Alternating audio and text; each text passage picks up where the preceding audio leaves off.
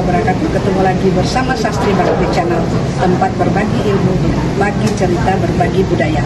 Kali ini saya ingin berbagi cerita teman saya dari Belanda, Tati Westhoff, Minang diaspora Belanda, ingin melihat Kota Padang tercinta, khususnya Pasar Raya Padang.